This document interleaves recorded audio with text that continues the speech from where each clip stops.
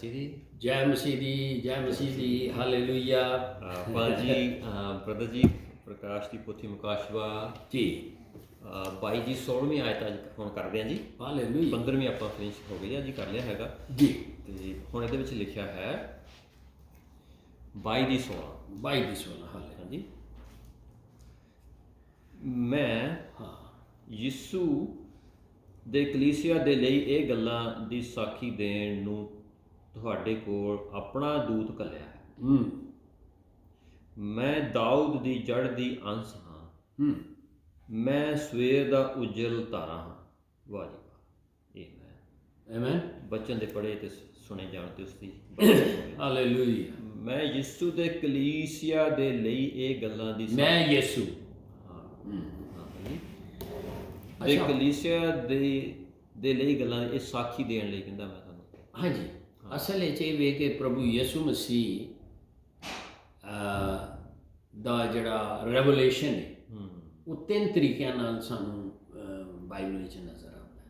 ਠੀਕ ਹੈ, ਠੀਕ ਹੈ। ਪ੍ਰਭੂ ਯਿਸੂ ਮਸੀਹ ਦਾ ਪ੍ਰਕਾਸ਼, ਰੈਵਲੇਸ਼ਨ, ਮੁਕਾਸ਼ਵਾ 3 ਤਰੀਕਿਆਂ ਨਾਲ ਜ਼ਾਹਿਰ ਹੁੰਦਾ ਹੈ। ਨੰਬਰ 1 ਕਿ ਉਹੀ ਜਿਹੜਾ ਹੈ ਪ੍ਰਭੂ ਯਿਸੂ ਮਸੀਹ ਹੀ ਜਿਹੜਾ ਹੈ ਇਹਦਾ ਸੋਰਸ ਜਾਂ ਸੁੰਬਾ ਹੈ।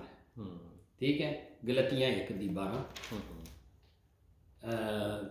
ਗਲੇਸ਼ੀਅਨ ਚੈਪਟਰ 1 ਵਰਸ 12, 1 ਪੀਟਰ ਚੈਪਟਰ 1 ਵਰਸ 11, ਪਹਿਲਾ ਪਤਰਸ ਉਹਦੀ 1:11 ਤੇ ਰੈਵਲੇਸ਼ਨ 1:1।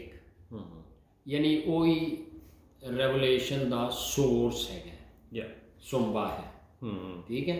ਨੰਬਰ 2 ਉਹੀ ਰੈਵਲੇਸ਼ਨ ਦਾ ਆਬਜੈਕਟ ਨਹੀਂ ਕਹਿੰਦੇ ਉਹਨੂੰ, ਕੀ ਕਹਿ ਲਓ, ਸੈਂਟਰ ਹੈਗਾ ਪ੍ਰਭੂ ਯਿਸੂ ਮਸੀਹ। ਗੱਲ ਹੋ ਰਹੀ ਹੈ ਰੈਵਲੇਸ਼ਨ ਦੀ ਉਹਦਾ। ਠੀਕ ਹੈ।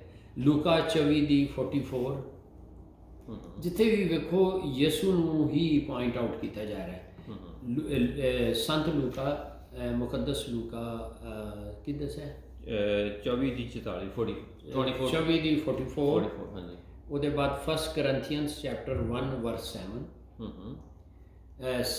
2 ਥੈਸਲੋਨੀਅਨ ਚੈਪਟਰ 1 ਵਰਸ 7, ਦੂਸਰਾ ਥੈਸਲਨੀਕੀਆਂ ਉਹਦੀ 1:7, ਪਹਿਲਾ ਪਤਰਸ ਉਹਦੀ 1:7 ਆ ਗਈ। ਫਿਰ ਰੈਵਲੇਸ਼ਨ ਮੁਕਾਸ਼ਵਾ ਪਹਿਲੇ ਦੀ 11 ਤੇ 18ਵੀਂ 11 ਤੋਂ 18। ਐਕਚੁਅਲੀ ਇਹ ਜਿਹੜੀ ਡਿਸਕ੍ਰਿਪਸ਼ਨ ਹੈ ਪ੍ਰਭੂ ਯਿਸੂ ਦਾ ਸਵਰਗੀ ਰੂਪ ਦੇ ਬਾਰੇ 'ਚ ਗੱਲ ਹੋ ਰਹੀ ਹੈ ਨਾ, 11 ਤੋਂ 18 ਦੇ ਵਿੱਚ। ਫਿਰ ਰੈਵਲੇਸ਼ਨ 5:10, 6 ਤੋਂ 10 6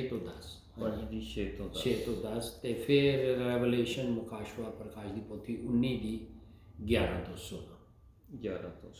ਇਹ ਯਾਨੀ ਰੈਵਲੇਸ਼ਨ ਦਾ ਆਬਜੈਕਟ ਹੈ ਜਾਂ ਸੈਂਟਰ ਹੈਗਾ ਪ੍ਰਭੂ ਯਿਸੂ ਮਸੀਹ।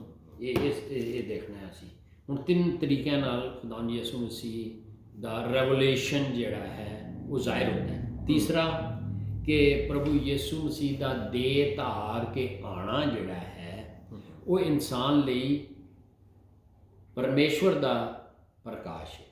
ਯਾਨੀ ਕਿ ਯਿਸੂ ਮਸੀਹ ਦਾ ਮੁਜੱਸਮ ਹੋਣਾ ਜਾਂ ਜਿਸਮ ਲੈਣਾ, ਠੀਕ ਹੈ, ਉਹ ਇਨਸਾਨ ਦੇ ਲਈ ਪਿਤਾ ਪਰਮੇਸ਼ਵਰ ਦਾ ਰੈਵਲੇਸ਼ਨ ਹੈ। ਠੀਕ ਹੋ ਗਈ। ਯਾਨੀ ਕਿ ਯਸਾਇਆ ਉਹਦੀ ਪਹਿਲੀ ਆਇਤ ਤੇ ਦੂਸਰੀ ਆਇਤ, ਯਸਾਇਆ 9 ਦੀ ਪਹਿਲੀ ਤੇ ਦੂਸਰੀ ਆਇਤ, ਜੌਨ ਗੋਸਪਲ ਉਹਦੀ 1:14 ਤੇ 18। ਹਾਂਜੀ। ਤੇ ਫਿਰ ਜੌਨ 12:45 ਹੈ ਨਾ। ਔਰ ਜਿਹਨੇ ਮੈਨੂੰ ਵੇਖਿਆ ਉਹ ਮੇਰੇ ਭੇਜਣ ਵਾਲਿਆਂ ਨੂੰ ਵੇਖਦਾ ਹੈ ਨਾ। ਮਸਲਨ ਇਹ ਵੀ ਬਹੁਤ ਸਾਰੀ। ਸੋ ਕੁਲਸੀਆਂ 1:16, ਸੌਰੀ ਯੂਹੰਨਾ 14:8 ਤੇ 9 ਵੀ ਲਿਖ ਲਓ ਪਲੀਜ਼। 14:8 ਤੇ 9। ਕੁਲਸੀਆਂ 1:16, 15 ਤੇ 16 ਲੇਕਿਨ 16 ਲਿਖ ਲਓ। ਕੁਲਸੀਆਂ 2:9 ਯਾਨੀ ਅਲਹੂਈਅਤ ਦੀ ਸਾਰੀ ਮਾਮੂਲੀ ਪੂਰਤਾ ਉਹਦੇ ਵਿੱਚ ਸਕੂਨਤ ਕਰਦੀ। ਠੀਕ ਹੈ। ਸੋ ਕੁਲਸੀਆਂ 2:9 ਹੋ ਗਈ। ਉਹਦੇ ਬਾਅਦ ਤੁਸੀਂ ਕਰ ਲਓ ਅਬਰਾਨੀਆਂ 1:2 ਹੈ ਨਾ। ਅਬਰਾਨੀਆਂ 1:2 ਭਾਈ ਇਸ ਜ਼ਮਾਨੇ ਦੇ ਅਖੀਰ ਵਿੱਚ ਪਰਮੇਸ਼ਵਰ ਨੇ ਆਪਣੇ ਪੁੱਤਰ ਯਿਸੂ ਮਸੀਹ ਇਹਦੇ ਥਰੂ ਕਲਾਮ ਕੀਤਾ, ਜਿਹਨੂੰ ਉਹਨੇ ਯਾਨੀ ਪਿਤਾ ਨੇ ਸਾਰਾ ਸੰਸਾਰ ਦਾ ਵਾਰਸ ਬਣਾ ਦਿੱਤਾ, ਹੈ ਨਾ। ਸੋ ਮੁਕਾਸ਼ਵਾ ਦੀ ਕਿਤਾਬ ਜਿਹੜੀ ਹੈਗੀ ਹੈ, ਜਿਹੜੀ ਬੁੱਕ ਹੈਗੀ ਹੈ, ਇਹ ਖਾਲੀ 7 ਕਲੀਸਿਆਵਾਂ ਨੂੰ ਹੀ ਨਹੀਂ ਲਿਖੀ ਗਈ, ਠੀਕ ਹੈ, ਯਾਨੀ ਰੈਵਲੇਸ਼ਨ 1 ਦੀ 11 ਦੇ ਵਿੱਚ ਹੈ ਨਾ, ਬਲਕਿ ਹਰ ਕਲੀਸਿਆ ਦੇ ਇਹ ਜਿਹੜਾ ਪੱਤਰ ਲਿਖਿਆ ਗਿਆ, ਲੈਟਰ ਲਿਖਿਆ ਗਿਆ ਹੈ, ਉਹਦੇ 'ਚ ਇਹ ਕਿਹਾ ਗਿਆ ਜਿਹਦੇ ਕੰਨ ਹੋਣ ਉਹ ਸੁਣੇ ਕਿ ਰੂਹ ਆਤਮਾ ਕਲੀਸਿਆਵਾਂ ਨੂੰ ਕੀ ਫਰਮਾਉਂਦਾ ਹੈ, ਠੀਕ ਹੈ, ਖਾਲੀ ਉਹਨਾਂ ਨੂੰ ਨਹੀਂ, ਉਹਨਾਂ ਤੱਕ। ਅਤੇ ਫਿਰ ਇਹਦਾ ਰੈਫਰੈਂਸ ਨੋਟ ਕਰ ਲਓ ਜਿਹੜੀ ਗੱਲ ਅਸੀਂ ਕਰ ਰਹੇ ਹਾਂ, ਪ੍ਰਕਾਸ਼ ਦੀ ਪੋਥੀ ਦਾ ਬੁੱਕ ਆਫ ਰੈਵਲੇਸ਼ਨ, ਉਹਦੀ 2 ਦੀ 7ਵੀਂ 11ਵੀਂ 17ਵੀਂ ਤੇ 29, ਰੈਵਲੇਸ਼ਨ ਚੈਪਟਰ 2 ਵਰਸ 7 11 and 17 ਤੇ 29।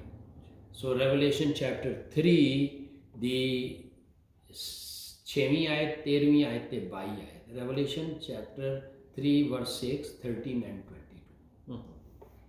ਸੋ ਜਿਹਦਾ ਮਤਲਬ ਹੈ ਕਿ ਇਹ ਪੈਗਾਮ ਜਿਹੜਾ ਹੈ ਇਹ ਹਰ ਉਸ ਮਨੁੱਖ ਜਾਂ ਸ਼ਖਸ ਦੇ ਲਈ ਹੈ ਜਿਹਦੇ ਰੂਹਾਨੀ ਕੰਨ ਖੁੱਲੇ ਦੇ, ਠੀਕ ਹੈ, ਯਾਨੀ ਰੈਵਲੇਸ਼ਨ 13 ਦੀ 9, ਪ੍ਰਕਾਸ਼ 13 ਦੀ 9। ਤੇ ਇਹ ਅਸਲ ਵਿੱਚ ਦੇਖਿਆ ਜਾਏ ਕਿ ਜਿਉਂ ਹੀ ਕਲੀਸਿਆ ਨੂੰ ਖਤ ਲਿਖਿਆ ਜਾਂਦਾ ਹੈ 7 ਚਰਚਿਜ਼ ਨੂੰ, ਉਹਦੇ ਬਾਅਦ 4ਥੇ ਚੈਪਟਰ ਵਿੱਚ ਅਸੀਂ ਦੇਖ ਰਹੇ ਹਾਂ ਕਿ ਚਰਚ ਜਾਂ ਉਹ ਲੋਕ ਜਿਹੜੇ ਚਰਚ ਦੇ ਯਿਸੂ ਦੇ ਖੂਨ ਖਰੀਦੇ, ਜਿਹੜੇ ਪ੍ਰਭੂ ਯਿਸੂ ਮਸੀਹ ਦੀ ਸੈਕੰਡ ਕਮਿੰਗ ਦੀ ਜਿਹੜੀ ਉਹਨੇ ਹਿਡਨ ਹੋਣੀ ਹੈ, ਬਦਲਾਂ ਤੇ ਆਉਣਾ ਹੈ, ਉਹਨਾਂ ਦਾ ਰੈਪਚਰ ਹੈ, ਸਾਰਿਆਂ ਦਾ ਨਹੀਂ ਹੋਣਾ ਜਿਹੜੇ ਉਹਦੀ ਰਾਹ ਨਹੀਂ ਪਵੇਂਦੇ। ਅਬਰਾਨੀਆਂ 9 ਦੀ 28 ਦੇ ਮੁਤਾਬਿਕ ਉਹਨਾਂ ਨੂੰ ਹੀ ਉਹ ਲੈ ਕੇ ਜਾਏਗਾ ਜਿਹੜੀ ਉਹਦੀ ਰਾਹ ਪਵੇਂਦੇ ਨੇ ਨਾ, ਠੀਕ ਹੈ। ਤੇ ਅਸੀਂ ਇਹ ਦੇਖਦੇ ਹਾਂ ਕਿ ਫਿਰ 5ਵੇਂ ਚੈਪਟਰ ਤੋਂ ਲੈ ਕੇ 18ਵੇਂ ਚੈਪਟਰ ਦੇ ਵਿੱਚ ਕੋਈ ਕਲੀਸਿਆ ਦਾ ਜ਼ਿਕਰ ਨਹੀਂ, ਉਹ ਤੇ ਚੁੱਕੀ ਗਈ। ਇਹ ਜਿਹੜਾ ਨਾ ਫਿਰ ਅੱਗੇ 5ਵੇਂ ਚੈਪਟਰ ਵਿੱਚ ਤੁਸੀਂ ਦੇਖਿਆ ਇੱਕ ਸਕਰੋਲ ਹੈ, ਇੱਕ ਪੋਥੀ ਹੈ ਜਿਹੜੀ ਅੰਦਰੋਂ ਬਾਹਰੋਂ ਲਿਖੀ ਦੀ ਹੈ ਤੇ 7 ਸੀਲ ਜਾਂ ਮੋਹਰਾਂ ਨਾਲ ਉਹਨੂੰ ਬੰਦ ਕੀਤਾ ਹੈ, ਤੇ ਉੱਥੇ ਯਿਸੂ ਮਸੀਹ ਖੋਲ੍ਹਣਗੇ। ਤੇ ਜਦੋਂ ਪ੍ਰਕਾਸ਼ ਦੀ ਪੋਥੀ ਉਹਦੇ 6ਵੇਂ ਚੈਪਟਰ ਵਿੱਚ ਪਹਿਲੀ ਸੀਲ ਖੁੱਲ੍ਹੇਗੀ, ਉਦੋਂ ਐਂਟੀ ਕ੍ਰਾਈਸਟ ਆਏਗਾ। ਸੋ ਇਹਦਾ ਮਤਲਬ ਇਹ ਹੋ ਗਿਆ ਸਾਡੇ ਕੋਲ ਇੱਕ ਇਹ ਵੀ ਹੈ ਕਿ ਕਲੀਸਿਆ ਜਿਹੜੀ ਹੈ ਉਹ 19 ਚੈਪਟਰ ਵਿੱਚ ਫਿਰ ਨਜ਼ਰ ਆ ਰਹੀ ਹੈ, 4ਥੇ ਚੈਪਟਰ ਤੱਕ ਉਹਦਾ ਜ਼ਿਕਰ ਹੈ, 3 ਚੈਪਟਰਾਂ 'ਚ ਤੇ ਉਹ 7 ਚਰਚਿਜ਼ ਦਾ, 4ਥੇ 'ਚ ਰੈਪਚਰ ਹੋ ਗਿਆ, ਫਿਰ 5 ਤੋਂ 18 ਦੇ ਵਿੱਚ ਜ਼ਿਕਰ ਨਹੀਂ ਗਾ ਕਿਉਂਕਿ ਉਹ ਤੇ ਉੱਤੇ ਹੋਣੀ ਹੈ। ਲੇਕਿਨ ਇਸ ਦਰਮਿਆਨ ਕਲੀਸਿਆ ਦਾ ਉਹ ਹਿੱਸਾ ਜਿਹੜਾ ਉਦੋਂ ਤਿਆਰ ਨਹੀਂ ਸੀ ਜਦੋਂ ਯਿਸੂ ਬਦਲਾਂ ਤੇ ਆਇਆ, 1 ਥੈਸਲੋਨੀਅਨ ਚੈਪਟਰ 4 ਵਰਸ 13 to 18 ਦੇ ਵਿੱਚ ਉਹ ਰਹਿ ਗਏ ਥੱਲੇ, ਉਹ ਵੀ ਤੇ ਇੱਕ ਚਰਚ ਦਾ ਹਿੱਸਾ ਹੋਣਾ, ਉਹ ਫਿਰ ਸ਼ਹਾਦਤੀਆਂ ਦੇ ਕੇ ਜਾਣਗੇ। ਇਹ ਉਹਨਾਂ ਨੂੰ ਵੀ ਕਿਹਾ ਜਾ ਰਿਹਾ ਹੈ, ਉਹਨਾਂ ਨੂੰ ਵੀ ਇਹਦੇ ਵਿੱਚ ਇਨਵੋਲਵ ਹੋ ਰਿਹਾ, ਇੱਕ ਤੇ ਉੱਤੇ ਵੇ ਤੇ ਬਾਕੀ ਹਿੱਸਾ ਤੇ ਥੱਲੇ ਹੀ। 1,44,000 ਯਹੂਦੀ ਹੋਣਗੇ, 2 ਵਿਟਨੈਸਿਸ ਮੂਸਾ ਤੇ ਇਲਾਈਜਾ ਉਹ ਹੋਣਗੇ, ਮੂਸਾ ਤੇ ਏਲੀਆ ਉਹ ਹੋਣਗੇ। ਉਸ ਤੋਂ ਇਲਾਵਾ ਹੋਰ ਵੀ ਹਾਂਜੀ, ਉਹ ਇਸ ਤੋਂ ਇਲਾਵਾ ਹੋਰ ਵੀ ਜਿਹੜੇ ਉਹ ਰਹਿ ਗਏ, ਔਰ ਉਦੋਂ ਇਹਨਾਂ ਦੀ ਵਸੀਲੇ ਨਾਲ ਦੁਨੀਆ ਬਹੁਤ ਕਨਵਰਟ ਹੋਏਗੀ। ਮਤਲਬ ਜਿਹਦਾ ਜ਼ਿਕਰ ਖਾਲੀ ਯਰੂਸ਼ਲਮ ਵਿੱਚ ਨਹੀਂ ਹੈ, ਅਜ਼ਾਇਆ 66 ਉਹਦੀ 18 ਤੇ 19 'ਚ ਉਹ ਕੰਟਰੀਜ਼ ਵਿੱਚ ਵੀ ਹੈ। ਯਾਨੀ ਕਿ ਪ੍ਰਭੂ ਯਿਸੂ ਨੇ ਮੱਤੀ 24 'ਚ ਕਿਹਾ ਸੀ, ਜਿੰਨੀ ਦੇਰ ਤੱਕ ਮੇਰਾ ਵਚਨ ਦੁਨੀਆ ਦੇ ਕੋਨੇ ਤੱਕ ਨਾ ਪਹੁੰਚੇ ਮੇਰੀ ਆਮਦ ਨਹੀਂ ਹੋਈ। ਸੋ ਇਹ ਲੋਕ ਵੀ ਇੰਨਾ ਇਵੈਂਜਲਿਜ਼ਮ ਕਰਨਗੇ, 1,44,000 ਯਹੂਦੀ ਤੇ 2 ਵਿਟਨੈਸਿਸ ਤੇ ਪਲੱਸ ਹੋਰ ਵੀ ਜਿਹੜੇ ਕਨਵਰਟ ਹੋਣਗੇ ਜਾਂ ਜਿਹੜੇ ਆਲਰੇਡੀ ਯਿਸੂ ਦੇ ਖੂਨ ਖਰੀਦੇ ਤਿਆਰ ਨਹੀਂ ਸਨ, ਉਹ ਵੀ ਫਿਰ ਕਹਿਣਗੇ ਉਹ ਹੁਣ ਤੇ ਰਹਿ ਗਏ ਆ, ਉਦੋਂ ਹੁਣ ਕਰੀਏ ਕੰਮ। ਸੋ ਫਿਰ ਕਲਾਮ ਪਹੁੰਚੇਗਾ ਦੁਨੀਆ ਦੇ ਕੋਨੇ-ਕੋਨੇ ਤੱਕ, ਠੀਕ ਹੈ। ਤੇ ਉਹ ਮੁਲਕ, ਉਹ ਇਲਾਕੇ ਵੀ ਦੱਸ ਦਿੱਤੇ ਗਏ ਨੇ ਯਸਾਇਆ 66 ਦੀ 18 ਤੇ 19 ਦੇ ਵਿੱਚ। ਕਿਤੇ ਉੱਥੇ ਲਿਖਿਆ ਹੈ ਕਿ ਜਿੱਥੇ ਮੇਰਾ ਕਲਾਮ ਨਹੀਂ ਪਹੁੰਚਿਆ, ਖੁਦਾ 1,44,000 ਯਹੂਦੀਆਂ ਨੂੰ ਤੇ ਇਹਨਾਂ ਸਾਰਿਆਂ ਨੂੰ ਉੱਥੇ ਤੱਕ ਵੀ ਪਹੁੰਚਾਏਗਾ। ਇੰਨਾ ਇਵੈਂਜਲਿਜ਼ਮ ਹੋਏਗਾ। ਸੋ ਖੁਦਾਵੰਦ ਇੱਥੇ ਹੁਣ ਆ ਰਿਹਾ ਜੀ ਕਿ ਖੁਦਾਵੰਦ ਯਿਸੂ ਮਸੀਹ ਦਾਊਦ ਦੇ ਪਿਓ ਯਸੀ ਦੇ ਦੀ ਜੜ ਵਿੱਚੋਂ ਹੈ। ਠੀਕ ਹੈ ਨਾ। ਯਾਨੀ ਯਸਾਇਆ ਅਜ਼ਾਇਆ ਚੈਪਟਰ 11 ਵਰਸ 1 ਐਂਡ 10 ਇਹ ਉਸ ਹਿਸਾਬ ਨਾਲ ਇਹ ਯਸੀ ਦੇ ਤਨੇ ਵਿੱਚੋਂ ਹਨਾ ਮੁੱਢ ਵਿੱਚੋਂ ਇੱਕ ਸ਼ਾਖ ਨਿਕਲੇਗੀ। ਠੀਕ ਹੈ। ਔਰ ਦੂਜਾ ਇਹ 10ਵੀਂ ਆਇਤ ਵਿੱਚ ਵੀ ਦੱਸਿਆ ਹੈ ਕਿ ਉਹ ਦਾਊਦ ਦੇ ਘਰਾਣੇ ਵਿੱਚੋਂ ਵੀ ਹੋਏਗਾ। ਸੋ ਇੱਕ ਲਿਹਾਜ਼ ਦੇ ਨਾਲ ਇਹ ਇਸ ਤਰ੍ਹਾਂ, ਪਰ ਇਹ ਇਸ ਆਇਤ ਵਿੱਚ ਲਿਖਿਆ ਹੈ ਇਹਦਾ ਮਤਲਬ ਹੈ ਕਿ ਪ੍ਰਭੂ ਯਿਸੂ ਮਸੀਹ ਦਾਊਦ ਦੀ ਅਸਲ ਨਸਲ ਵਿੱਚੋਂ ਹੀ ਹੋਏਗਾ। ਠੀਕ ਹੈ। ਤੇ ਉਸ ਦਾ ਤਖਤ ਦਾ ਵਾਰਿਸ ਵੀ ਹੋਏਗਾ। ਹੈ ਹੁਣ ਇਹ ਥੋੜਾ ਜਿਹਾ ਬੜਾ ਸਮਝਣੇ ਵਾਲੀ ਗੱਲ ਹੈ। ਇਹ ਬੜੀ ਅਜੀਬ ਲੱਗ ਰਿਹਾ ਕਿ ਜੇ ਦਾਊਦ ਦੇ ਖਾਨਦਾਨ ਵਿੱਚ ਹੋਏਗਾ, ਦਾਊਦ ਵੱਡਾ ਤੇ ਉਹ ਛੋਟਾ ਹੈ, ਇਹਦਾ ਥੋੜਾ ਜਿਹਾ ਹਿਸਾਬ ਦੇਖਦੇ ਆ।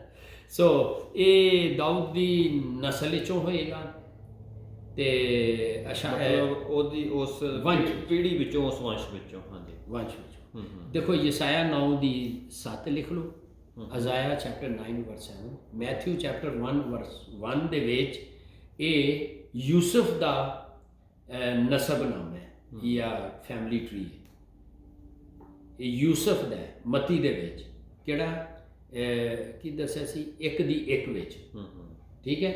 ਤੇ ਉੱਥੇ ਮਰੀਅਮ ਦਾ ਨਸਬ ਨਾਮ ਹੈ ਲੂਕਾ ਦੇ ਵਿੱਚ ਫੈਮਿਲੀ ਟਰੀ 3 ਦੀ 31 ਦੇ ਵਿੱਚ। ਠੀਕ ਹੈ।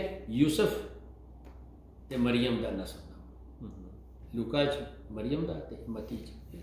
ਤੇ ਚੇਲਿਆਂ ਦੇ ਕਰਤੱਵ 13 ਦੇ 23, ਦ ਬੁੱਕ ਆਫ ਐਕਟਸ ਚੈਪਟਰ 13 ਵਰਸ 23। ਇਹ ਦੇਖ ਰਹੇ ਹਾਂ ਕਿ ਯਿਸੂ ਜਿਹੜਾ ਹੈ ਉਹ ਦਾਊਦ ਦੀ ਨਸਲ ਵਿੱਚੋਂ ਹੈ। ਉੱਥੇ ਕਹਿ ਰਿਹਾ ਮੈਂ ਅਸਲ ਨਸਲ ਵਿੱਚੋਂ ਹਾਂ ਤੇ ਉਹ ਤਖਤ ਦਾ ਵਾਰਿਸ ਵੀ ਹੈ। ਤੇ ਰੋਮਨਸ ਚੈਪਟਰ 1 ਵਰਸ 3 ਐਂਡ 4 ਯਾਨੀ ਰੋਮੀਓ ਉਹਦੀ ਪਹਿਲੇ ਦੀ 3 ਤੇ 4 ਹੈ। ਤੇ ਰੈਵਲੇਸ਼ਨ 5 ਦੀ 5 ਇਹ ਵੀ ਜ਼ਰੂਰ ਪੜ੍ਹ ਦਿਓ ਕਿਉਂਕਿ ਅਸੀਂ ਬਹੁਤ ਹਵਾਲੇ ਨੇ ਲੇਕਿਨ ਇਹ ਵੀ ਪੜ੍ਹ ਦਿਓ। ਹਾਲੇਲੂਇਆ। ਆਪਾਂ 5 ਦੀ 5। ਹਾਂਜੀ ਹਾਂਜੀ। ਪਰ ਇੱਥੇ ਨਾਲ ਇਹ ਵੀ ਸਮਝਣਾ ਜ਼ਰੂਰੀ ਹੈ ਜੀ ਕਿ ਯਿਸੂ ਮਸੀਹ ਜਦੋਂ ਇਸ ਧਰਤੀ ਦੇ ਖੁਦ ਅੱਜ ਜਦੋਂ ਆਏ ਸੀਗੇ ਨਾ ਜੀ, ਉਹ ਕਹਿੰਦੇ ਸੀਗੇ ਮੈਂ ਤਾਂ ਏਬਰਾਹਿਮ ਤੋਂ ਪਹਿਲਾਂ ਦਾ ਹਾਂ।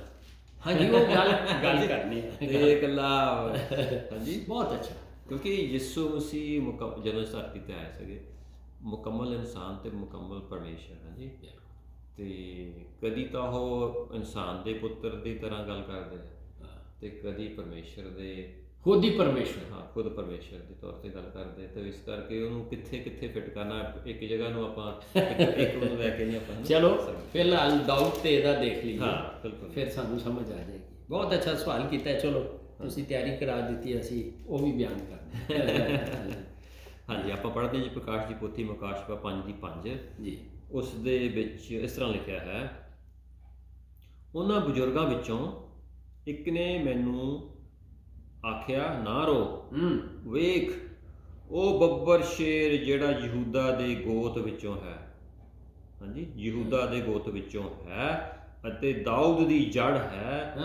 ਉਹ ਪੋਥੀ ਅਤੇ ਉਸ ਦੀਆਂ 7 ਮੋਹਰਾਂ ਦੇ ਖੋਲਣ ਲਈ ਜਿੱਤ ਗਿਆ ਹੈ। ਹਾਲੇਲੂਇਆ। ਆਮੇਨ। ਇਹ ਜਦੋਂ ਦੇਹ ਧਾਰ ਲੈਂਦਾ ਹੈ ਉਦੋਂ ਉਹਦੀ ਨਸਲ ਵਿੱਚੋਂ ਤੇ ਆਉਣਾ ਸੀ। ਉਦੋਂ ਦਾਊਦ ਦੀ ਵੇਖਿਆ ਜਾਏ, ਤੁਸੀਂ ਬੜਾ ਅੱਛਾ ਕੀਤਾ। ਚਲੋ ਉਹਦੀ ਟੁੱਟ ਪੈਣੇ। ਵੇਖਿਆ ਜਾਏ ਤੇ ਪ੍ਰਭੂ ਯਿਸੂ ਮਸੀਹ ਦਾਊਦ ਪ੍ਰਭੂ ਯਿਸੂ ਮਸੀਹ ਦੇ ਵਿੱਚੋਂ ਨਿਕਲਿਆ। ਕਿਉਂ? ਜਦੋਂ ਉਹ ਸਾਰੀ ਸ੍ਰਿਸ਼ਟੀ ਨੂੰ ਰਚਣ ਵਾਲਾ, ਇਸ ਕਾਇਨਾਤ ਦਾ ਖਾਲਕ ਤੇ ਮਾਲਿਕ ਹੈ, ਉਹਦੇ ਵੀ ਹਵਾਲੇ ਨੋਟ ਕਰ ਲਓ। ਚਲੋ ਇਹ ਬੜਾ ਅੱਛਾ ਰਹੇਗਾ, ਫਿਰ ਕੰਪੈਰੀਜ਼ਨ ਬਾਅਦ ਦੇ। ਯਹੂਨਾ 1 ਦੀ 3 ਆਦ ਵਿੱਚ ਸ਼ਬਦ ਹੈ, ਸਾਰੀਆਂ ਚੀਜ਼ਾਂ ਉਹਦੇ ਲਈ। ਯਹੂਨਾ ਸੰਤ ਯਹੂਨਾ 1 ਦੀ 3 ਤੇ 10ਵੀਂ ਆਇਤ। ਔਰ ਉਹਦੇ ਬਾਅਦ ਇਫੀਜ਼ੀਅਨ ਚੈਪਟਰ 3 ਵਰਸ 9, ਇਫਸੀਆਂ 3 ਦੀ 9, ਕੁਲਸੀਆਂ 1 ਦੀ 16, ਕੋਲੋਸੀਅਨ ਚੈਪਟਰ 1 ਵਰਸ 16, ਹਿਬਰੂ ਚੈਪਟਰ 1 ਵਰਸ 2, ਰੈਵਲੇਸ਼ਨ ਚੈਪਟਰ 3 ਵਰਸ 14। ਅੱਛਾ, ਹੁਣ ਇੱਥੇ ਥੋੜਾ ਜਿਹਾ ਹੋਰ ਚੱਲੀਏ। ਪ੍ਰਭੂ ਯਿਸੂ ਦਾਊਦ ਦਾ ਪ੍ਰਭੂ ਯਿਸੂ ਮਸੀਹ ਨਾਲ ਦੋਹਰਾ ਰਿਸ਼ਤਾ ਆ ਗਿਆ। ਠੀਕ ਹੈ। ਯਾਨੀ ਇਹ ਚੀਜ਼ ਫਰੀਸੀਆਂ ਦੀ ਸਮਝ ਵਿੱਚ ਨਹੀਂ ਸੀ ਆ ਰਹੀ, ਗਿਆਨੀਆਂ ਦੀ। ਤੇ ਖੁਦਾਵੰਦ ਯਿਸੂ ਮਸੀਹ ਨੇ ਮਤੀ 22 ਦੀ 41 ਤੇ 46 ਦੇ ਵਿੱਚ, ਮੈਥਿਊ ਚੈਪਟਰ 22 ਵਰਸ 44 ਤੋਂ 46 ਦੇ ਵਿੱਚ ਆਪ ਹੀ ਸਵਾਲ ਕਰ ਦਿੱਤਾ ਉਹਨਾਂ ਨੂੰ, ਫਰੀਸੀਆਂ ਨੂੰ, ਜਿਹੜੇ ਸਕਾਲਰ ਸਨ, ਮਜ਼ਹਬ ਗਿਆਨੀ। ਕਹਿੰਦਾ ਤੁਸੀਂ ਕੀ ਸਮਝਦੇ ਯਿਸੂ ਕਿਹਦਾ ਪੁੱਤਰ ਹੈ? ਦੇਖੋ, ਤੇ ਉਹ ਖੁਦ ਹੀ ਸਵਾਲ ਖੁਦਾਵੰਦ ਯਿਸੂ ਮਸੀਹ ਕਿਧਰੇ ਕਰ ਦਿੰਦੇ ਸਨ, ਤੇ ਚੂੰਕਿ ਉਹਨਾਂ ਦੀ ਸਮਝ ਹੀ ਨਹੀਂ ਸੀ ਆ ਰਿਹਾ। ਸੋ ਇਹ ਇੱਕ ਕੀ ਉਹਨੂੰ ਕਹਿ ਲਓ, ਰਿਡਲ ਕਹਿ ਲਓ, ਪਹੇਲੀ, ਹਾਂਜੀ, ਇੱਕ ਪਹੇਲੀ ਦਾ ਜਵਾਬ ਯਿਸੂ ਦੀ ਇਨਕਾਰਨੇਸ਼ਨ ਨੂੰ ਕੀ ਕਹੋਗੇ, ਦਾ ਇੱਕ ਯਾਨੀ ਇਟਰਨਲ ਇਨਕਾਰਨੇਸ਼ਨ, ਇਨਸਾਨ ਦੇ ਤੌਰ ਤੇ ਇੱਥੇ ਹੋਣਾ। ਅੱਛਾ, ਹੁਣ ਥੋੜਾ ਜਿਹਾ ਹੋਰ ਦੇਖੀਏ ਕਿ ਡੀਏਟੀ ਅਲੂਹੀਅਤ ਦੇ ਵਿੱਚ ਯਿਸੂ ਦਾਊਦ ਦਾ ਗੋਡ ਹੈਗਾ, ਯਾਨੀ ਕਿ ਦਾਊਦ ਦਾ ਖੁਦਾਵੰਦ ਹੈ। ਕਿਉਂਕਿ ਜਦੋਂ ਉਹਨਾਂ ਨੇ, ਪ੍ਰਭੂ ਯਿਸੂ ਨੇ ਉਹਨਾਂ ਅੱਗੇ ਸਵਾਲ ਪਾਇਆ ਜਾਣ ਕੇ, ਉਹ ਇੱਕ ਗੱਲ ਖੋਲ੍ਹਣਾ ਚਾਹ ਰਹੇ ਸਨ ਕਿ ਇਹ ਕੀ ਸਨ। ਉਹ ਕਹਿੰਦੇ ਨਾ ਤੂੰ ਦਾਊਦ ਦਾ ਪੁੱਤਰ। ਉਹਨੇ ਕਿਹਾ ਕਮਾਲ ਹੋ ਗਈ। ਹੁਣ ਦੇਖੋ ਇਹ ਇਸ ਚੀਜ਼ ਨੂੰ ਉਹਨੇ ਕਿਹਾ, ਉਹ ਪੜ੍ਹੋ ਉੱਥੇ ਦਾਊਦ ਨੇ ਪਵਿੱਤਰ ਆਤਮਾ ਦੀ ਅਗਵਾਈ ਦੇ ਵਿੱਚ, ਗਾਈਡੈਂਸ ਦੇ ਵਿੱਚ, ਜ਼ਬੂਰ 102 ਦੀ ਪਹਿਲੀ 2 ਆਇਤਾਂ, ਪਹਿਲੀ ਆਇਤ ਵਿੱਚ ਕੀ ਕਹਿੰਦਾ ਹੈ ਉਹ ਤੇ ਪੜ੍ਹ ਦਿਓ।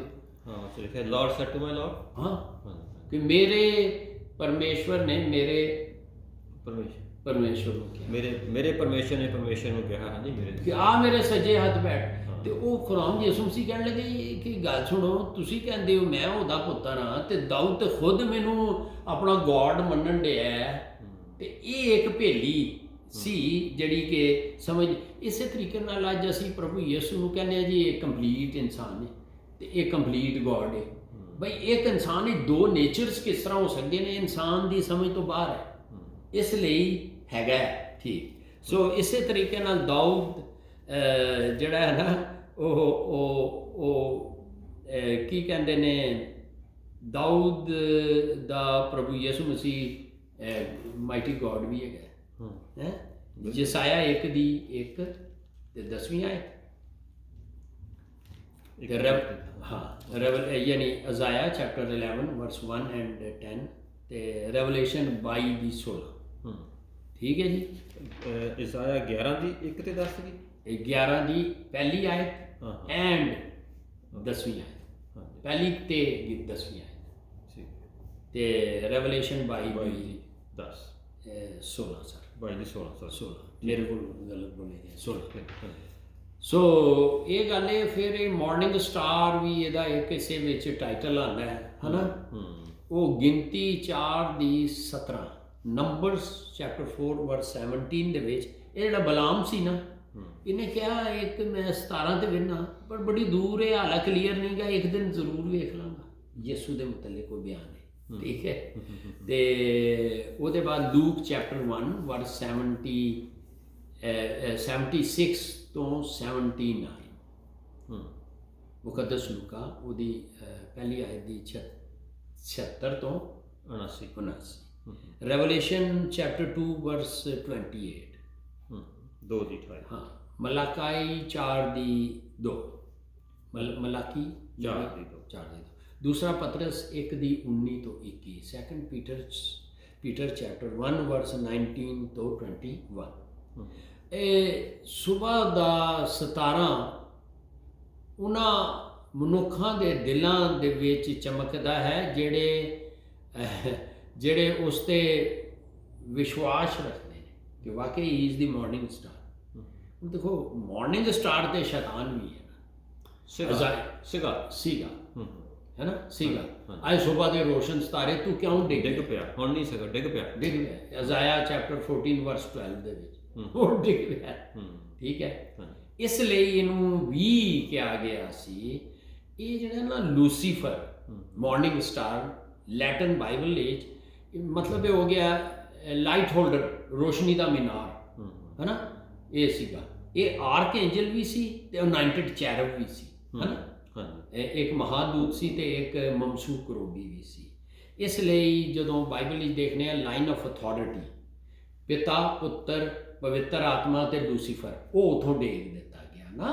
ਹੁਣ ਉਹਦੀ ਜਗ੍ਹਾ ਚਰਚ ਕਲੀਸਿਆ ਆ ਗਈ। ਹੁਣ ਇਹ ਜਿਹੜਾ ਸੁਬਹ ਦਾ ਰੋਸ਼ਨ ਸਿਤਾਰਾ ਹੈ ਨਾ ਜੀ, ਇਹਨੂੰ ਵੇਖਣ ਲਈ ਫਿਰ ਲੋਕ ਤੇ ਸੁਬਹ ਸ਼ਾਮ ਦੁਪਹਿਰਾਂ ਨੂੰ ਉਹਦੀ ਆਰਾਧਨਾ ਕਰਦੇ ਨੇ, ਤੇ ਉਹ ਸਾਡੇ ਵਿੱਚ ਉਹ ਨਜ਼ਰ ਆਉਂਦਾ ਹੈਗਾ ਅੰਦਰ ਹੀ ਹੈ ਸਾਡੇ। ਲੇਕਿਨ ਪਾਕ ਰੂਹ ਦੇ ਵਸੀਲੇ ਨਾਲ ਪਿਤਾ ਤੇ ਪੁੱਤਰ ਸਾਡੇ ਵਿੱਚ ਵੀ ਵਾਸ ਕਰਦੇ ਨੇ। ਠੀਕ ਹੈ ਜੀ। ਸੋ ਇਹਦੇ ਵਿੱਚ ਤੁਸੀਂ ਦੇਖ ਸਕਦੇ ਹੋ, ਕੋਈ ਸਵਾਲ ਹੈਗਾ ਇਹਦੇ ਵਿੱਚ? ਇਹਦੇ ਵਿੱਚ ਜੀ ਆਪਾਂ ਪੜ੍ਹ ਰਹੇ ਜੀ ਹਾਂ ਕਿ ਹੈਗੇ ਜੀ 16 ਜੀ ਜੀ ਇਹ ਲਿਖਿਆ ਜੀ, ਮੈਂ ਜੀ ਯਿਸੂ ਜੀ ਹਾਂਜੀ, ਉਹ ਮੈਂ ਯਿਸੂ ਕੋਲ ਬੋਲਿਆ ਨਾ ਜੀ। ਮੈਂ ਯਿਸੂ ਨੇ ਕਲੀਸਿਆ ਦੇ ਲਈ ਇਹ ਗੱਲਾਂ ਦੀ ਸਾਖੀ ਹਾਲੇਲੂਇਆ। ਦੇਣ ਨੂੰ ਤੁਹਾਡੇ ਕੋਲ ਆਪਣੇ ਦੂਤ ਘੱਲਿਆ। ਹਾਂ, ਤੇ ਮੈਂ ਇਹ ਜਿਹਨਾਂ ਕਹਿੰਦਾ ਹਾਂਜੀ ਕਲੀਸਿਆ ਨੂੰ ਇਹਨਾਂ Yeah. ਗੱਲਾਂ ਦੀ Yeah. ਸਾਖੀ ਦੇਣ ਦੇ ਲਈ। ਯਾ ਹਾਂਜੀ, ਹਾਂ। ਸਾਡੀਆਂ ਗੱਲਾਂ ਦੀ ਇਹ ਸਾਖੀ Testimony ਦੇਣ ਅੱਗੇ ਲਈ। ਦੱਸਣ ਦੇ ਲਈ। ਜੀ। ਟੈਸਟਮਨੀ ਥੋੜੇ ਦਿਨ ਹੋ ਜਾਏ। ਹਾਂਜੀ ਜੀ ਘੱਲਿਆ। ਹਾਂਜੀ, ਮੈਂ ਦਾਊਦ ਦੀ ਜੜ। ਹਾਂਜੀ, ਮਤਲਬ ਸਾਖੀ ਦੇਣੀ ਆ, ਇਹ ਗੱਲਾਂ ਅੱਗੇ ਦੱਸਣੀਆਂ ਦੱਸਣੀਆਂ ਨੇ, ਦੱਸਣੀਆਂ ਪਹੁੰਚਾਉਣੀਆਂ। ਪਹੁੰਚਾਉਣੀਆਂ। ਹਾਂਜੀ, ਇਹ ਜਿਹੜੀ ਅਸੀਂ ਤਫਸੀਰ ਕੀਤੀ ਹੈ, ਐਕਸਪਲੇਨੇਸ਼ਨ। ਹਾਂਜੀ ਜੀ ਹਾਂ, ਨਹੀਂ ਬਸ ਠੀਕ ਹੈ ਜੀ। ਠੀਕ ਹੈ। ਬਿਲਕੁਲ। ਸੋ ਫਿਰ ਅਗਲੀ ਆਇਤ ਪੜ੍ਹ ਦਿਓ, ਹਾਂਜੀ 18 ਆਇਤ ਜੀ। ਤੇ ਹਾਂਜੀ ਆਪਾਂ ਨਹੀਂ 17। ਹਾਂ 17 ਹਾਂਜੀ ਜੀ ਤੇ ਓਕੇ ਜੀ, ਆਪਾਂ ਪੜ੍ਹਦੇ ਹੈਗੇ ਜੀ ਜੀ 22 ਦੀ 17 ਦੇ ਵਿੱਚ ਇਸ ਤਰ੍ਹਾਂ ਲਿਖਿਆ ਹੈ, ਪ੍ਰਕਾਸ਼ ਦੀ ਪੋਥੀ ਮੁਕਾਸ਼ਕਾ 22 ਦੀ 17, ਆਤਮਾ ਅਤੇ ਲਾੜੀ ਆਖਦੀ ਹੈ ਆਓ, ਜਿਹੜਾ ਸੁਣਦਾ ਹੋਵੇ ਉਹ ਕਹੇ ਆਓ, ਹਾਂ। ਅਤੇ ਜਿਹੜਾ ਤਿਹਾਇਆ ਹੋਵੇ ਉਹ ਆਵੇ, ਜਿਹੜਾ ਚਾਹੇ ਅੰਮ੍ਰਿਤ ਜਲ ਮੁਫਤ ਪੀਵੇ, ਹਾਲੇਲੂਇਆ। ਮੁਫਤ ਲਵੇ। ਪ੍ਰਭੂ ਦੇ ਵਚਨ ਦੇ ਪੜ੍ਹੇ ਜਾਣੇ ਤੇ ਉਹਦੀ ਕਿਰਪਾ ਇੰਜ ਹੀ ਠਹਿਰੀ ਰਹੇ। ਹਾਂਜੀ ਅੱਛਾ, ਇਸ ਵਰਸ ਵਿੱਚ ਦਾਵਤ ਦਿੱਤੀ ਜਾ ਰਹੀ ਹੈ, ਇਨਵੀਟੇਸ਼ਨ ਦਿੱਤੀ ਜਾ ਰਹੀ ਹੈ ਕਿ ਹਰ ਇੱਕ ਇਨਸਾਨ ਨੂੰ ਦਿੱਤੀ ਜਾ ਰਹੀ ਹੈ। ਅਸੀਂ ਜਾਣਦੇ ਹਾਂ ਕਿ ਜਿਹੜੀ ਦੁਲਹਨ ਹੈ, ਬਰਾਈਡ ਹੈ, ਉਹ ਮਸੀਹ ਦੀ ਕਲੀਸਿਆ ਹੈਗੀ ਹੈ। ਹਾਂਜੀ ਜਿਹੜੀ ਆਪਣੇ ਦੁਲਹੇ ਨੂੰ, ਹਾਂਜੀ ਯਾਨੀ ਦੁਲਹਾ ਕਿਹੜਾ ਖੁਦਾਵੰਦ ਯਿਸੂ ਮਸੀਹ ਨੂੰ ਪੁਕਾਰ ਰਹੀ ਹੈ, ਹਾਂ ਜਿਹਦੇ ਵਿੱਚ ਪਵਿੱਤਰ ਆਤਮਾ ਵਾਸ ਕਰਦਾ ਹੈ ਜਾਂ ਡਵੈਲ ਕਰਦਾ ਹੈ ਜਾਂ ਬਸਦਾ ਹੈ ਕਲੀਸਿਆ ਦੇ ਵਿੱਚ, ਹੈ ਨਾ। ਰੋਮੀਓ 8:9 ਦੇ ਮੁਤਾਬਿਕ। ਹਾਂਜੀ ਹਾਂਜੀ ਕਿਉਂ ਜੇ ਕਲੀਸਿਆ ਜਿਹਦੇ ਵਿੱਚ ਪਰਮੇਸ਼ਵਰ ਦਾ ਰੂਹ ਵਾਸ ਕਰਦਾ ਹੈ, ਇਹ ਖੁਦਾ ਦੀ ਮਰਜ਼ੀ ਦੇ ਮੁਤਾਬਿਕ, ਯਾਨੀ ਪਾਕ ਰੂਹ ਸਾਨੂੰ ਉਹਦੇ ਮੁਤਾਬਿਕ ਇਹ ਸਾਡੇ ਅੰਦਰ ਉਹ ਕੀ ਕਰਦਾ ਹੈ ਜੀ, ਉਹ ਪਾਉਂਦਾ ਹੈ ਕਿ ਅਸੀਂ ਯਿਸੂ ਦੀ ਤਿਆਰੀ ਕਰਦੇ ਰਹੀਏ ਤੇ ਆਹੇ ਭਰ ਉਹਨੂੰ ਕਹਿੰਦੇ ਰਹੀਏ, ਉਹ ਯਿਸੂ ਜੀ ਜਲਦੀ ਆ ਜਾ, ਸਾਨੂੰ ਇਹ ਜਿਹੜੀ ਪਾਪ ਦੇ ਖਿਲਾਫ, ਸਾਡੇ ਸ਼ੈਤਾਨ ਤੇ ਉਹਦੀ ਭੈੜੀ ਸ਼ਕਤੀਆਂ ਦੇ ਖਿਲਾਫ ਜਿਹੜਾ ਯੁੱਧ ਲੱਗਿਆ ਨਾ, ਉਹ ਹੁਣ ਸਾਡੀ ਜਾਨ ਛੁਡਾ ਦੇ ਹੈ। ਅਸੀਂ ਤੇ ਬੰਦੇ ਆ, ਥੱਕ ਜਾਂਦੇ ਆ ਯਾਰ ਇਹ ਰੋਜ਼ ਹੀ, ਕਿਉਂਕਿ ਸਪਿਰਿਚੁਅਲ ਵਾਰ ਤੇ ਇਹਦੇ ਵਿੱਚ ਸਪਿਰਿਚੁਅਲ ਛੁੱਟੀ ਕੋਈ ਨਹੀਂ। ਬਿਲਕੁਲ ਬਿਲਕੁਲ ਹੈ ਹਾਂ, ਤੇ ਉਹ ਤਾਂ ਰੋਲਾ ਪਾਉਣ ਦੀ, ਯਿਸੂ ਜੀ ਆ ਜਾ, ਤੂੰ ਜਾਨ ਛੁਡਾ ਸਾਡੇ ਕੋਲ, ਬਿਲਕੁਲ ਇਹ ਸਾਡੀ ਇਹਦੇ ਕੋਲੋਂ। ਤੇ ਕਿਉਂਕਿ ਜਿਹੜਾ ਸ਼ੈਤਾਨ ਦਾ ਕੰਮ ਹੈਗਾ, ਉਹ ਤਾਂ 7 ਦਿਨ 24 ਘੰਟੇ ਚੱਲਦਾ ਹੈ। ਹਾਂਜੀ, ਉਹ ਸਵੇਰੇ 8 ਤੋਂ ਸ਼ਾਮ ਨੂੰ 5 ਵਜੇ ਤੱਕ ਨਹੀਂ ਚੱਲਦਾ, ਬਾਕੀ ਬੰਦ ਸ਼ੈਤਾਨ ਤੋਂ ਛੁੱਟੀ ਕਰਦਾ, ਇਦਾਂ ਨਹੀਂ ਕਰਦਾ। ਨੋ ਸਪਿਰਿਚੁਅਲ ਵਕੇਸ਼ਨ ਜਾਂ ਹਾਂਜੀ ਸੋ ਅਸੀਂ ਦੇਖਦੇ ਹਾਂ ਕਿ ਖੁਦਾਵੰਦ ਯਿਸੂ ਨੇ ਵੀ ਕਿਹਾ ਕਿ ਵੀ ਇਸ ਦੁਨੀਆ 'ਚੋਂ ਬੜੀਆਂ ਤਕਲੀਫਾਂ ਨੇ, ਮੈਨੂੰ ਵੀ ਪਤਾ ਹੈ ਕਿਉਂਕਿ ਉਹ ਆਪ ਇਹਦੇ ਵਿੱਚੋਂ ਗੁਜ਼ਰਿਆ। ਸੋ ਯੋਨਾ 14:3 ਵਿੱਚ ਹੈ ਕਿ ਮੈਂ ਆਣਾ ਹੈ ਤੇ ਤੁਹਾਨੂੰ ਆਪਣੇ ਨਾਲ ਲੈ ਜਾਵਾਂਗਾ। ਸੋ ਪਹਿਲਾ ਥੈਸਲਨੀਕੀਆਂ 4:17 ਵੀ ਹੈ ਕਿ ਇਹ ਉਹਦਾ ਪ੍ਰੋਮਿਸ ਹੈ। ਹੁਣ ਇੱਥੇ ਲਿਖਿਆ ਸੁਣਨੇ ਵਾਲੇ ਵੀ ਕਹਿਣ ਆ। ਇਹ ਜਦੋਂ ਕਲੀਸਿਆ ਯਿਸੂ ਨੂੰ ਪੁਕਾਰਦੀ ਏ, ਦੁਆ ਕਰਦੀ ਏ, ਤੇ ਬਹੁਤ ਲੋਕਾਂ ਉੱਤੇ ਯਿਸੂ ਜਿਹੜਾ ਨਾ ਉਹ ਪ੍ਰਗਟ ਹੁੰਦਾ ਕਿ ਇਹ ਕਿਹਦੀ ਗੱਲ ਕਰ ਰਹੇ ਨੇ, ਹੈ ਨਾ। ਯਾਨੀ ਉਹ ਵੀ ਯਿਸੂ ਉੱਤੇ ਈਮਾਨ ਲਿਆਉਂਦੇ ਨੇ ਜਦੋਂ ਕਲੀਸਿਆ ਇਹੋ ਜਿਹੀ ਗੱਲਬਾਤ ਕਰ ਰਹੀ ਹੁੰਦੀ ਹੈ, ਤੇ ਉਹਨਾਂ ਦਾ ਧਿਆਨ ਹੁੰਦਾ ਹੈ ਕਿਉਂ ਕਰ ਰਹੇ ਨੇ। ਤੇ ਉਹ ਵੀ ਸੁਣਨ ਵਾਲੇ ਵੀ ਕਿਹੜੇ, ਜਿਹੜੇ ਇਹ ਚੀਜ਼ਾਂ ਕਲੀਸਿਆ ਦੱਸ ਰਹੀ, ਉਹ ਸੁਣਨ ਵਾਲੇ ਵੀ ਕਹਿੰਦੇ ਨੇ ਆ ਜਾ, ਉਹ ਵੀ ਪ੍ਰਭੂ ਨੂੰ ਯਿਸੂ ਨੂੰ ਆਪਣਾ ਮੁਕਤੀ ਦਾਤਾ ਸਵੀਕਾਰ ਦੇਣ। ਹੁਣ ਇੱਥੇ ਲਿਖਿਆ ਜਿਹੜਾ ਪਿਆਸਾ ਹੋਏ ਉਹ ਆਏ। ਇਹ ਦਾਵਤ ਜਿਹੜੀ ਹੈ, ਇਨਵੀਟੇਸ਼ਨ ਉਹਨਾਂ ਲੋਕਾਂ ਨੂੰ ਦਿੱਤੀ ਜਾੜੀ ਹੈ ਜਿਹੜੀ ਸੱਚਾਈ ਨਾਲ ਪਰਮੇਸ਼ਵਰ ਨੂੰ ਢੂੰਡਦੇ ਨੇ ਜਾਂ ਭਾਲਦੇ ਫਿਰਦੇ ਨੇ, ਤੇ ਉਹ ਉਹਦੇ ਭੁੱਖੇ ਪਿਆਸੇ ਨੇ। ਠੀਕ ਹੈ, ਉਹ ਵੀ ਇਹਨਾਂ ਨਾਲ ਰਲ ਕੇ ਕਹਿ ਰਹੇ ਨੇ ਯਿਸੂ ਜੀ ਆਓ। ਠੀਕ ਹੈ, ਯੋਹਨਾ 7 ਦੀ 37 ਤੋਂ 39, ਜੌਨ ਚੈਪਟਰ 7 ਵਰਸ 37 to 39, ਤੇ 1 ਕਰੰਥੀਅਨਸ ਪਹਿਲਾ ਕਰੰਥੀਆਂ 14 ਦੀ 24 ਤੇ 25, ਤੇ ਯਸਾਇਆ 55 ਦੀ 1, ਯਸਾਇਆ ਚੈਪਟਰ 55 ਵਰਸ 1, ਤੇ ਰੈਵਲੇਸ਼ਨ ਚੈਪਟਰ 21 ਦੀ 6ਵੀਂ ਆਇਤ। ਤੇ ਇਹ ਜਿਹੜੀ ਹੈ, ਇਹਦੇ ਵਿੱਚ ਉਹ ਲੋਕ ਜਿਹੜੇ ਪਰਮੇਸ਼ਵਰ ਦੇ ਭੁੱਖੇ ਪਿਆਸੇ ਨੇ, ਜਿਨ੍ਹਾਂ ਦੇ ਅੰਦਰ ਹੈ, ਹਾਲਾਂ ਉਹ ਕ੍ਰਿਸਚਨ ਨਹੀਂ ਹੋਏ, ਜੀਸਸ ਨੂੰ ਐਕਸੈਪਟ ਨਹੀਂ ਕੀਤਾ, ਲੇਕਿਨ ਉਹਨਾਂ ਦੇ ਅੰਦਰ ਹੈ। ਇਹ ਉਹਨਾਂ ਸਾਰਿਆਂ ਨੂੰ ਕਿਹਾ ਜਾ ਰਿਹਾ ਹੈ। ਸੋ ਜ਼ਿੰਦਗੀ ਦਾ ਪਾਣੀ ਹੈ ਤੇ ਮੁਫਤ ਹੈ, ਸ਼ਰਤ ਇਹ ਵੇ ਕਿ ਕੋਈ ਪਿਆਸਾ ਤੇ ਹੋਵੇ ਨਾ, ਹੈ ਨਾ। ਦਰਵਾਜ਼ਾ ਉਹਨੂੰ ਬਣਾਓਗੇ ਤਾਂ ਹੀ, ਭੁੱਖ ਰੱਖੋਗੇ ਤਾਂ ਹੀ। ਇਹ ਦੇਖੋ ਨਾ, ਜਿਵੇਂ ਹਰਨੀ ਪਾਣੀ ਦੇ ਨਾਲਿਆਂ ਨੂੰ ਤਰਸਦੀ ਹੈ, ਜ਼ਬੂਰ 42 ਦੀ 1 2 ਆਇਤ, ਇਵੇਂ ਹੀ ਸਾਡੀ ਰੂਹ ਤੇਰੇ ਲਈ ਤੜਪਦੀ ਹੈ। ਇਹ ਲੈਵਲ ਹੋਣਾ ਚਾਹੀਦਾ। ਫਿਰ ਮੱਤੀ 5 ਦੀ 6 'ਚ ਵੀ ਇਹ ਹੈਗਾ ਸਰ।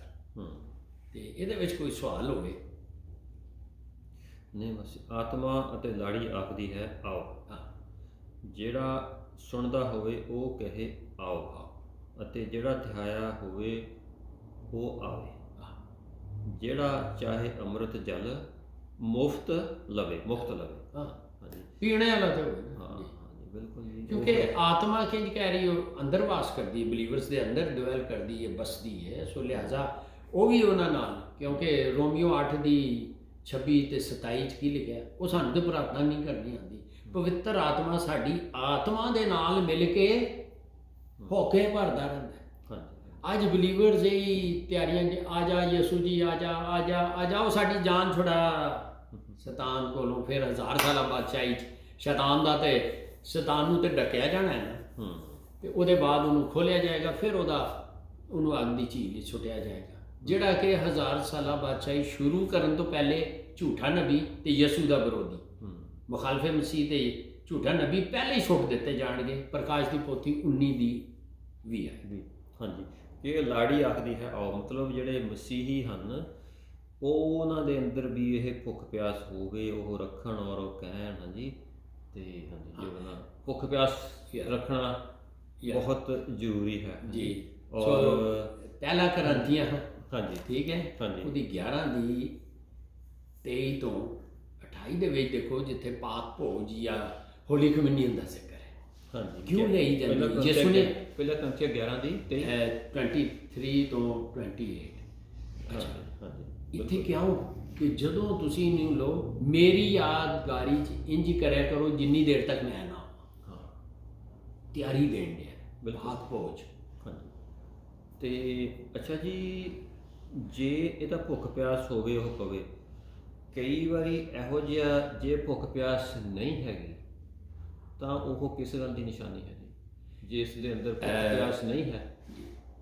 ਬਲੀਵਰਸ ਦੇ ਵਿੱਚ ਸਭ ਤੋਂ ਵੱਡਾ ਸਿਨ ਇਹ ਆ ਜਾਂਦਾ ਹੈ ਜਿੱਥੇ ਉਹਨਾਂ ਦੇ ਅੰਦਰ ਭੁੱਖ ਪਿਆਸ, ਇਹ ਬਹੁਤ ਵੱਡਾ ਸਿਨ।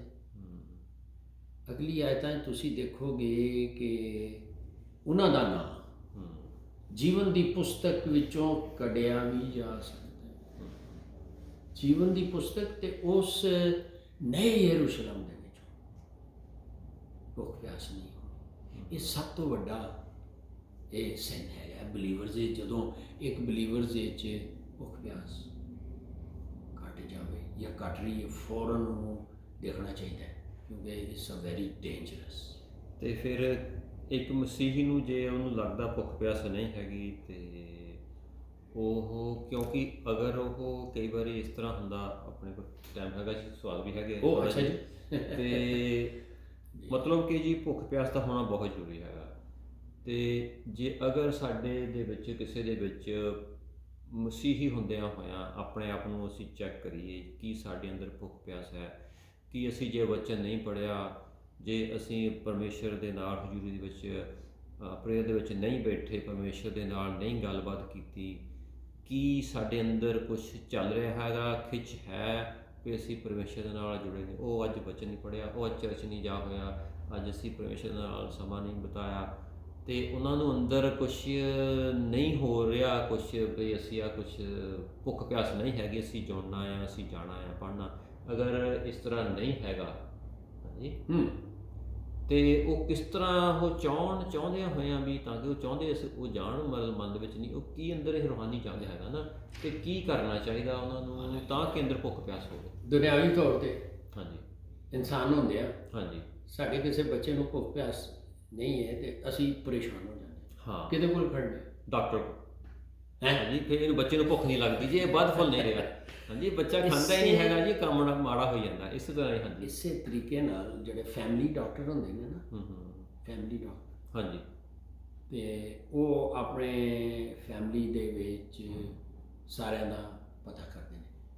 ਇਹ ਜਿਹੜੇ ਆਗੂ ਨੇ, ਪਾਸਟਰਸ ਨੇ, ਉਹਨਾਂ ਨੂੰ, ਕਿਉਂਕਿ ਪਾਸਟਰਾਂ ਦਾ ਕੰਮ ਕੀ ਹੁੰਦਾ ਹੈ, ਪਾਸਟਰਾਂ ਦਾ ਕੰਮ ਹੁੰਦਾ ਹੈ ਕਿ ਕਲੀਸਿਆ ਦੇ ਇੱਕ ਮੈਂਬਰ ਦੇ ਲਈ ਯਿਸੂ ਦੀ ਇੱਕ ਭੇਡ ਦੇ ਲਈ, ਮੈਂ ਕਹਿਣ ਲੱਗਾ ਭੇਡ ਦੇ ਉਹੀ ਜੀ ਭੇਡ ਨਹੀਂ ਖਾ ਰਹੀ ਹੈਗੀ, ਹਾਂ, ਖਾਣਾ ਨਹੀਂ ਖਾ ਰਹੀ, ਰੂਹਾਨੀ ਖਾਣਾ ਨਹੀਂ ਖਾ ਰਹੀ। ਹਾਂ, ਅਤੇ ਬਹੁਤ ਰੀਜ਼ਨ ਨੇ। ਨੰਬਰ 1, ਉਹ ਗੋਡੇ ਪਾਉਂਦਾ ਰਹਿੰਦਾ ਇੱਕ ਲਈ, ਉਹਦੇ ਕੋਲ ਪੂਰੀ ਲਿਸਟ ਹੈ, ਔਰ ਫਿਰ ਵੀ ਦੇਖਦਾ ਹੈ। ਅਤੇ ਇਹਦਾ ਮਤਲਬ ਇਹ ਵੇ ਕਿ ਅਗਰ ਉਹ ਬਾਸ ਗੱਲ ਇਹ ਹੁੰਦਾ ਹੈ ਕਿ ਬੱਚੇ ਵੀ ਕਈ ਖਾਣਾ ਨਹੀਂ ਖਾਂਦੇ, ਉਹਨਾਂ ਨੂੰ ਖਾਣਾ ਬਦਲਾਉਣਾ ਪੈਂਦਾ ਹੈ। ਇਸ ਤਰੀਕੇ ਨਾਲ ਜਿਹੜੇ ਚਰਚ ਦੇ ਪਾਸਟਰਸ ਨੇ, ਆਗੂ ਨੇ, ਉਹ ਪਤਾ ਕੀ ਕਰਦੇ ਨੇ, ਉਹ ਭੇਡਾਂ ਲਈ ਡਿਫਰੈਂਟ ਚਾਰਾ ਅਰੇਂਜ ਕਰਦੇ ਰਹਿੰਦੇ ਨੇ, ਹੋਰ ਪ੍ਰੀਚਰ ਬੁਲਾ ਲਿਆ, ਹੋਰ ਪ੍ਰੋਫਿਟ ਬੁਲਾ ਲਿਆ, ਇਹ ਉਹ ਜਿਹਦੀ ਵਜ੍ਹਾ ਨਾਲ ਇਹ ਜਿਹੜੀ 5-fold ਮਿਨਿਸਟਰੀ ਹੈ ਨਾ ਬਰਾ ਜੀ, ਇਹ ਇਸੇ ਲਈ ਹੈ ਕਿ ਯਿਸੂ ਦੀਆਂ ਭੇਡਾਂ ਨੂੰ ਇੱਕ ਚਾਰਾ ਖਾ ਕੇ ਸ਼ਾਇਦ ਭੁੱਖ ਨਹੀਂ ਲੱਗਦੀ ਹੈ ਨਾ, ਉਹ ਫਿਰ ਡਿਫਰੈਂਟ ਚਾਰੇ ਦਾ ਇੰਤਜ਼ਾਮ। ਸੋ ਇਹ ਉਹਨਾਂ ਦੀ ਜ਼ਿੰਮੇਵਾਰੀ ਹੈ ਕਿ ਉਹ ਰੂਹਾਨੀ ਤੌਰ 'ਤੇ ਉਹਨਾਂ ਨੂੰ ਚਾਰਜ ਕਰਨ, ਉਹਨਾਂ ਨਾਲ ਟਾਈਮ ਗੁਜ਼ਾਰਨ, ਰੰਗਸ ਵਿੱਚ ਪ੍ਰੇਅਰ ਕਰਨ ਉਹਨਾਂ ਨਾਲ, ਤਾਂ ਕਿ ਇਹ ਹੁਣ ਫਿਰ ਗੱਲ ਤਾਂ ਪੰਜਾਬ ਦੀ ਆ ਜਾਂਦੀ ਹੈ, ਚਾਹੇ ਉਹ ਇੰਡੀਆ ਅਤੇ ਪਾਕਿਸਤਾਨ ਜਾਂ ਦੁਨੀਆ। ਇਹ ਜਿਹੜੇ ਹੈਂਡ ਪੰਪ ਹੁੰਦੇ ਸਨ, ਉਹ ਕੁਝ ਅਰਸਾ ਨਹੀਂ ਜਿਹਨੂੰ ਗੇੜਿਆ ਜਾਂਦਾ, ਤੇ ਉਹ ਨਹੀਂ ਸਨ ਚੱਲਦੇ। ਹਾਂ, ਕਿ ਉਹ ਥੱਲੇ ਐਂਡ ਤੇ ਥੱਲੇ ਨਾ ਚਮੜੇ ਦੀ ਬੋਕੀ ਹੁੰਦੀ ਆ, ਸੁੱਕ ਜਾਂਦੀ, ਖਰਾਬ ਹੋ ਜਾਂਦੀ ਆ, ਉਸ ਤੋਂ ਪਾਣੀ ਥੱਲੇ ਚਲੇ ਜਾਏ ਤਾਂ ਫਿਰ ਉਹ ਚੱਲਦਾ ਨਹੀਂ, ਖਾਲੀ ਮਾਰੀ ਜਾਓ ਪਾਣੀ ਨਹੀਂ। ਉਹ ਫਿਰ ਉੱਤੋਂ ਖੋਲ ਕੇ ਨਾ ਉਹਦੇ ਵਿੱਚ ਬਾਲਟੀਆਂ ਪਾਉਂਦੇ ਨੇ ਪਾਣੀ ਦੀਆਂ, ਉਹ ਪਾਣੀ ਦੀਆਂ ਬਾਲਟੀਆਂ ਪਾਉਂਦੇ ਨੇ, ਯਾਨੀ ਕਿ ਉਹਨਾਂ ਨੂੰ ਚਾਰਜ ਹੋਣ ਦੀ ਮੱਸਾ ਉਹਨਾਂ ਦੇ ਅੰਦਰ, ਉਹਨਾਂ ਦੇ ਵਿੱਚ ਮੱਸੇ ਦੇ ਵਿੱਚ ਪ੍ਰੇਅਰ ਕਰੋ, ਉਹਨਾਂ ਨੂੰ ਚਾਰਜ ਕਰੋ, ਅਤੇ ਉਹ ਜਦੋਂ ਫਿਰ ਪਾਣੀ ਪਾ ਕੇ ਕਰਦੇ ਨੇ ਤਾਂ ਉਹ ਨਿਕਲ ਆਉਂਦਾ ਹੈ। ਸੇਮ ਇਹ ਰੂਹਾਨੀ ਸਾਡੀ ਹਾਲਤ ਹੈ ਕਿ ਅਸੀਂ ਜ਼ਿੰਦਾ ਮੀਨਸ ਕਿ ਜਿਹੜੇ ਰੂਹ ਨਾਲ ਭਰੇ ਲੋਕ ਨੇ, ਜਿਸ ਤਰ੍ਹਾਂ ਚਰਚੇ, ਉਹ ਉਹਨਾਂ ਨਾਲ ਜੁੜ ਜਾਣ। ਜਿਸ ਤਰੀਕੇ ਨਾਲ ਉਦਾਹਰਨਾਂ ਤੇ ਬਹੁਤ ਦੇ ਸਕਦੇ ਹਾਂ ਕਿ ਇੱਕ ਜਗ੍ਹਾ ਮੱਚ ਲੱਗਿਆ ਹੈ, ਯਾਨੀ ਅੱਗ ਦੀ ਫਾਇਰ, ਬਹੁਤ ਮਤਲਬ ਅੱਗ ਜਗ੍ਹਾ ਲੱਗੀ। ਹਾਂ, ਹੁਣ ਉਹਦੇ ਵਿੱਚ ਵੇਖੋ ਕਿ ਇੰਝ ਹੀ ਹੁੰਦਾ, ਸਾਰੇ ਬਲ ਰਹੇ ਹੁੰਦੇ ਨੇ, ਅੱਗ ਭਾਂਵੜ ਬਲ ਰਿਹਾ, ਉਹਦੇ ਵਿੱਚੋਂ ਫਰਜ਼ ਕੀਤਾ ਕਿ ਇੱਕ ਲੱਕੜ ਨੂੰ ਜਿਹੜੀ ਬਹੁਤ ਜਲ ਰਹੀ ਹੈ ਉਹਨੂੰ ਬਾਹਰ ਕੱਢ ਦਿਓ, ਥੋੜ੍ਹੀ ਦੇਰ ਬਾਅਦ ਬੁੱਝ ਜਾਏਗੀ। ਉਹਦੇ ਵਿੱਚ ਤੇ ਉਹ ਨਹੀਂ, ਉਹ ਜਦੋਂ ਉਸੇ ਨੂੰ ਤੁਸੀਂ ਦੁਬਾਰਾ ਪਾਓਗੇ। ਸੋ ਫੈਲੋਸ਼ਿਪ ਜਿਹੜੀ ਹੈ ਇਹ ਬਹੁਤ ਜ਼ਰੂਰੀ ਹੈ, ਕਿਉਂਕਿ ਮਤੀ 24 ਚੈਪਟਰ ਵਿੱਚ ਪ੍ਰਭੂ ਯਿਸੂ ਨੇ ਕਿਹਾ ਸੀ ਕਿ ਅਖੀਰ ਦੌਰ ਵਿੱਚ ਮੁਹੱਬਤ ਆਪਸ ਵਿੱਚ ਤੇ ਮੇਰੇ ਨਾਲ ਘਟ ਜਾਣੀ ਹੈ, ਔਰ ਉਹਦਾ ਇਲਾਜ ਇਹੀ ਹੈ ਕਿ ਧਰਮੀਆਂ ਨੂੰ ਸਾਰਿਆਂ ਨੂੰ ਚਾਰਜ ਰੱਖਣਾ ਹੈ, ਅਤੇ ਉਹ ਉਹਨਾਂ ਨੂੰ ਉਹਨਾਂ ਦੇ ਪਿੱਛੇ ਜਾਣਾ ਹੈ, ਉਹਨਾਂ ਦੇ ਅੰਦਰ ਸਮਝ ਗਏ, ਮਸਜਿਦ ਦੇ ਵਿੱਚ ਦੁਆ ਕਰਨੀ ਹੈ, ਉਹਨਾਂ ਨੂੰ ਚਾਰਜ ਕਰ ਦੇਣਾ ਤਾਂ ਕਿ ਉਹ ਚਾਰਜ ਹੋਣਗੇ ਅਤੇ ਦੂਸਰਿਆਂ ਨੂੰ ਚਾਰਜ ਕਰਨਗੇ। ਬਿਲਕੁਲ ਜੀ। ਅਤੇ ਜਿਸ ਤਰ੍ਹਾਂ ਜਿਹੜੀ ਲੱਕੜਾਂ ਜਦੋਂ ਇਕੱਠੀਆਂ ਜਦੋਂ ਬਲਦੀਆਂ ਹੈਗੀਆਂ ਨਾ, ਅਤੇ ਉਹ ਇੱਕ ਦੂਜੇ ਦੇ ਸੇਕ ਦੇ ਨਾਲ, ਹੀਟ ਦੇ ਨਾਲ ਜਦੋਂ ਬਲਦੀਆਂ ਹੈਗੀਆਂ, ਜੇ ਵਿੱਚ ਕੋਈ ਲੱਕੜ ਗਿੱਲੀ ਵੀ ਹੈਗੀ ਆ ਉਹ ਵੀ ਵਿੱਚ ਬਲ ਜਾਂਦੀ ਆ ਉਹਦਾ। ਹਾਂਜੀ, ਬਹੁਤ ਅੱਛਾ, ਬਹੁਤ ਅੱਛਾ ਤੁਸੀਂ ਸੋ ਇਸ ਲਈ ਜ਼ਿੰਦਾ ਰਫਾਕਤ ਵਿੱਚ ਹਾਂ ਹਿਬਰੂ 10 ਦੇ ਵਿੱਚ ਜ਼ਿਕਰ ਹੈਗਾ ਨਾ, ਜਿੰਜ ਉਹਦਾ ਦਿਨ ਨੇੜੇ ਦੇ, ਕਿਉਂਕਿ ਇਹ ਮੁਹੱਬਤ ਠੰਡੀ ਮੈਸੇजेस, ਠੰਡੀ ਕਲੀਸਿਆਵਾਂ ਹੈ, ਠੰਡੇ ਬਲੀਵਰਸ ਹੈ ਨਾ, ਇਹ ਜ਼ਰੂਰਤ ਹੈ ਕਿ ਅਸੀਂ ਚਾਰਜ ਰਹੀਏ।